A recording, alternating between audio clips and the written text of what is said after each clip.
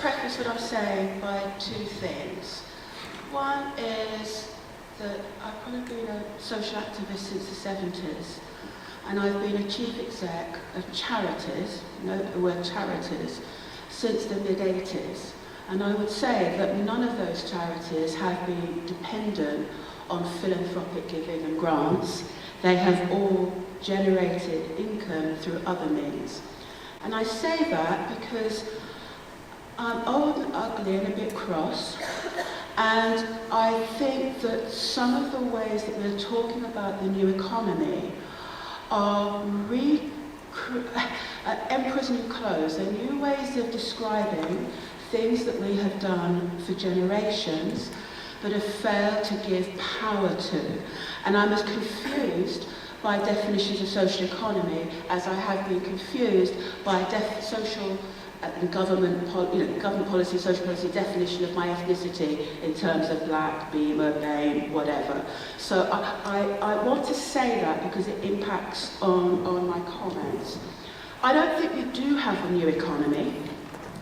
I think we have an undefined and slightly disorganised social economy where the movement between social enterprise, community business depends on central government policy and procurement processes. And so for me, the new economy is something we aspire to, and one of the essential features is the co-creation of public policy with an organised, focused social economy movement. And the reason why I say that is at the moment, whether you're a community business, a social enterprise, a private sector, we've all participated in a race to the bottom in the provision of public services. Yeah? Our infrastructures and our ways of operating have been determined by post-economic crash, austerity measure-driven procurement processes. And in a sense, we've almost been brought into a privatisation of the state as opposed to an ethically community-based social activist approach to working with the state.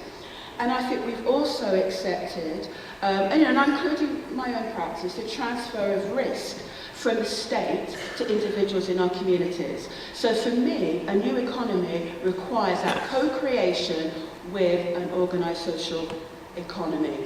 I think the other thing that is really interesting is we often talk about listening, and in fact, I think Victor mentioned it last night. No, listening is critical if we're going to have any level of transformative change. But listening has become kind of bastardised over recent years. Consultation, research, where the community, those people who are pushed to the margins of society, are treated as subjects as opposed to co-producers of knowledge and influence.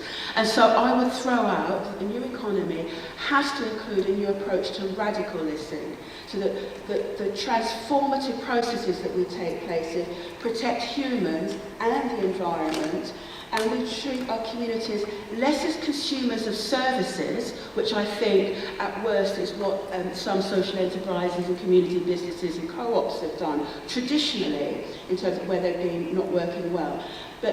And to move so that individuals and communities are active partners and participants in the creation of structures.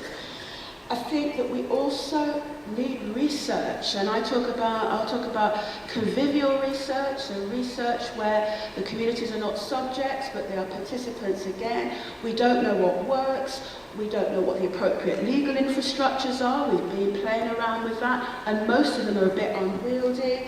We need appropriate financial modelling, particularly in relation to procurement processes.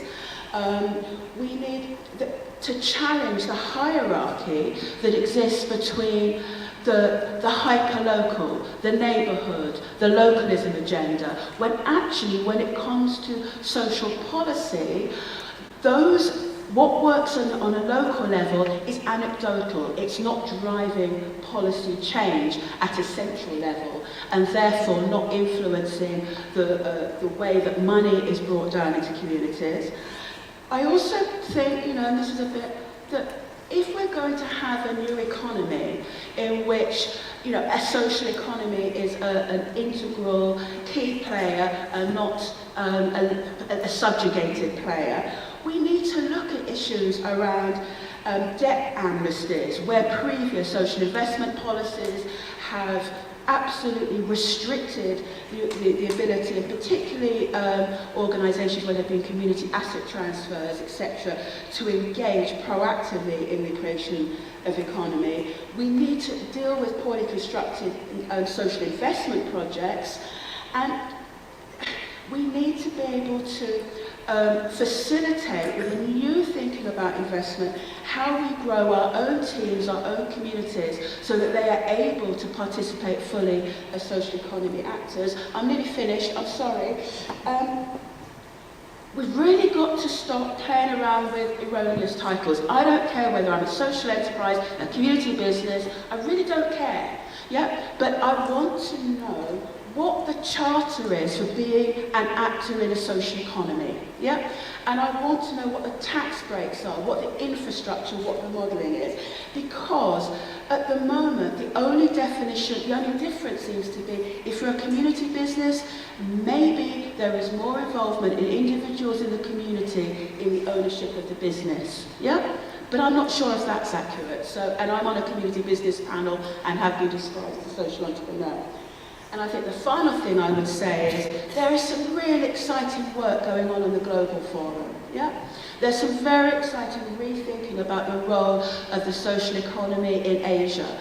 And despite, the Brexit, whatever, gubbins, I would like us to be, in terms of particularly issues such as environmental sustainability, looking at how there are models internationally, and the definition of our social economy is one that is global, and so that we don't have a social economy that reflects the parochialism of the UK at this moment. I'll shut up. Okay, thank you, Karin.